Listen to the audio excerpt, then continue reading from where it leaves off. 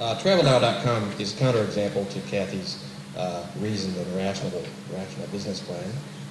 Sorry? I'll be making a short presentation. Do you want to click me? I don't know how. Let me save time by answering your questions before you ask them. In the U.S., you make a lot of money through hard work or dumb luck. But the work has to be from the heart. And dumb luck only works on people that are prepared for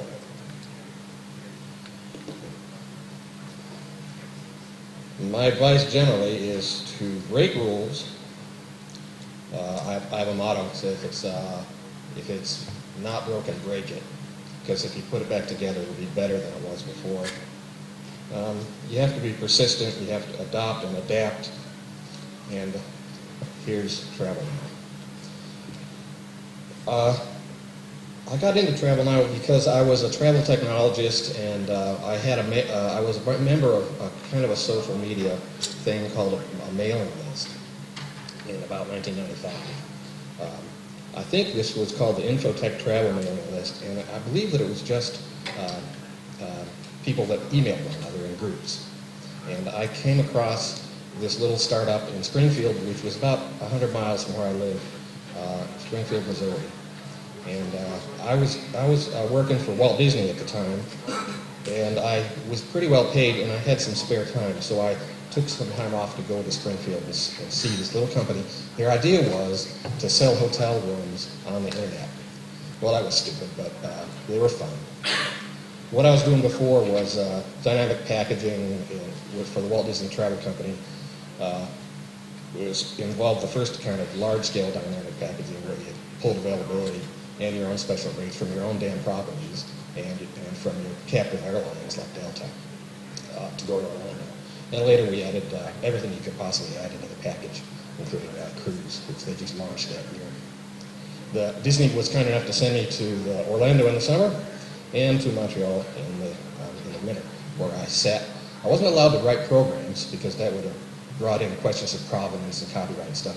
So they sent me to Canada where they had captive programmers, and I sat next to them and told them what to do. So I would say, comma, parenthesis, enter, and they'd type it. But that wasn't my code, was it? The Infotech Travel, yeah, that was the mailing list. Springfield I'd heard of. It's a little spot. It's not near anything. And I thought the Simpsons lived there, so I thought I would go there.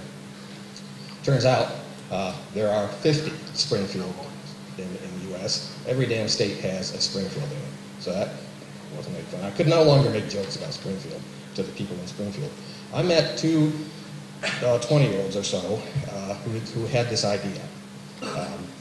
Jeff and Chris, I think they were college roommates. They were both dropouts. They hired Chris's mom to be the CEO because she was an adult.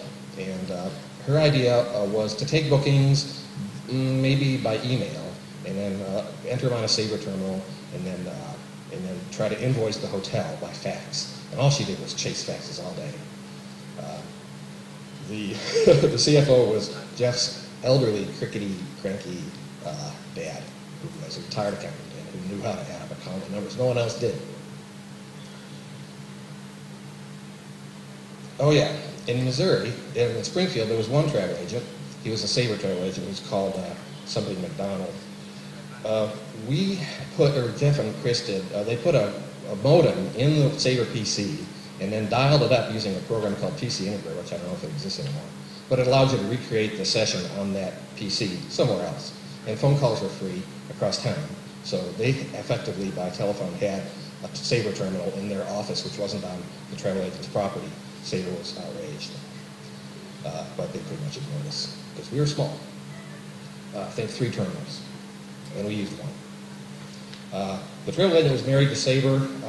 Sabre was distributed on the venerable 3.1 Windows. We didn't have any use for Windows, so we mainly booted to DOS. The website was hosted somewhere in Salt Lake City by a company that advertised themselves as a web hotel, which is kind of funny. We were doing hotel web, and they were doing a web hotel.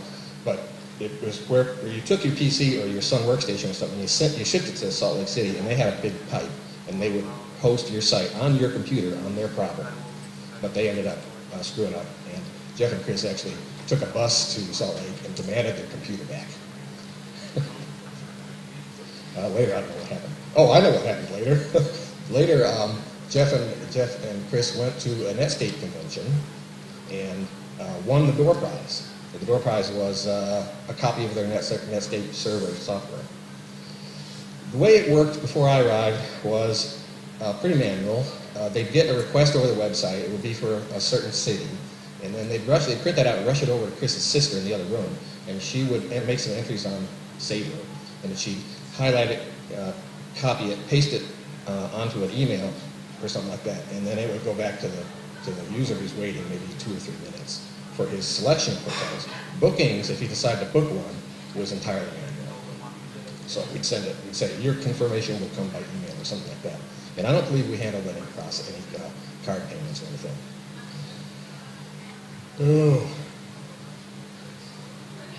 Oh yeah. I eventually put in what's called a landing board, which was a piece of hardware that fit into a computer that created an imaginary D drive, which actually shared the space between the landing board and the PC, and it acted like an interchange address terminal or interchange address device on the airline network. So that gave you 20 terminal addresses, or 20 virtual terminals that you could have on the one PC. Sabre did a good job of LAN technology, so we had a working LAN in there, and we loaded the landing SMTBF product in, which occupied about 130K in DOS. The resident program for the LAN took another 100K or something. There wasn't much space left, but there was enough space to write a program which would do first data mining. So we pulled every combination. I think there's a couple of thousand, 6,000 some possible city codes, and we threw out the ones that Sabre said no to, and we stored and processed the others. We went through every one of, I think what at the time was 25,000 hotel properties, display 1, display 2, display 3. Everything that came down, we copied and stuck in a file, and later we processed it so it could be searchable. This was essentially a program at Sabre that delivered content to the terminal that was written by a computer. I mean, no one can look at a hotel display and know that wasn't assembled by a computer. And my computer is going to analyze that computer. Turing said it best. He actually said it about a rhythm, but I changed it to a poetry. Also, I'm reminded of the prescient comment by Bill that 640K ought to be enough for everyone, and it was for us. Thankfully, there were some standards, so we didn't have to completely parse everything. We knew where to look for the 3-letter room type, and we figured out what all they were. And then when Sabre told us A1K, we'd send back, standard Lovely King, non-smoking, or something like that. There's some codes we didn't understand, so we just sent them back verbatim. To grow, we needed more computers, and we didn't have any money. So we told Sabre we had 30 new agents. They shipped 30 new computers. We put in 30 floppy disks, booted everything to DOS, and brought in SMTBF, which is a DOS program. I ran my APL programs on top of that. We didn't have any need for Windows or any of that fancy Sabre stuff. And we eventually had a server team. We did take some of the Sabre PCs and turn them into simple file servers and web servers. But we had about 20 left over, and they were all on the LAN. They each had a terminal address, and they could each simultaneously do one Sabre terminal access like a robot. Once we took a few bookings, we needed to collect commissions and settle with the hotel somehow. I knew about a company in Texas that was in this business. If you did a lot of hotel bookings as a travel agent, and you didn't want to chase faxes and invoices for your commissions, this company would take all your sales back out of the GDS and process all of Hilton's payments to all of your travel agents all at once. So it was pretty much a guarantee of payment, and it was consolidated, and they only took a few percent.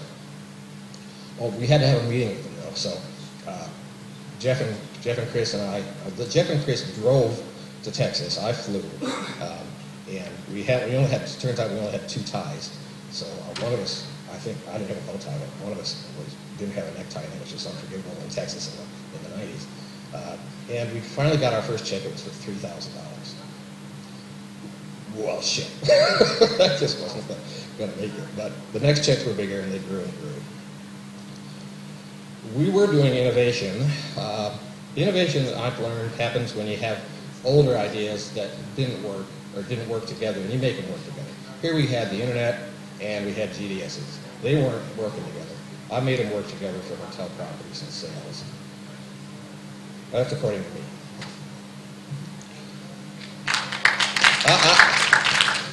Next, I programmed the computer to make a beep every time it pulled in a hotel availability. And that we could just listen while we're working. We could listen to the beeps. Also, every time it took a booking for cash, for money, it would sing a little song. Well, before we even knew what was happening, it was singing all the time. And it became annoying, so the Travel Now staff asked me to turn it off. So I was in London at the time, and PC Anywhere now worked by IP address, not by telephone. So I was able to ring up the internet, get on PC Anywhere, and turn the damn sound off. They were happy. It was pretty sad in '98. There was a cable company in Springfield called Telecom International or something like that, TCI. They went public or private or something, and a lot of local businessmen had become slightly wealthy.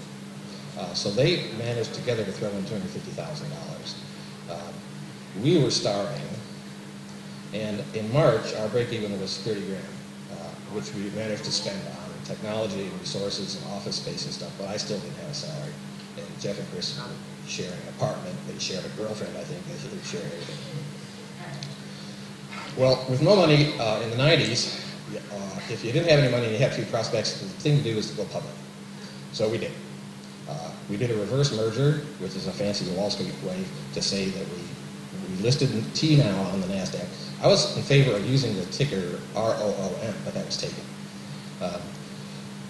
So we didn't have any more money, but now as a public company, we increased the burden of running it by a huge amount. A small investment, or a banker in Massachusetts threw in $4.5 million, and we were public for maybe 15 minutes. We didn't have an escape strategy. We were a little tired, and we were a little tired of being beat up. And the net was around around $1 million a month to run the company, which had now grown. The affiliate strategy grew way out of our control. The idea was to allow anybody with a website to sign up as an affiliate. It was do-it-yourself, so we had no idea how many were doing it. And we split the commission with them, 50-50. Well, tens of thousands signed up in a couple of weeks. So we had to add staff for that. We hired Chris in San Francisco. And then we went private.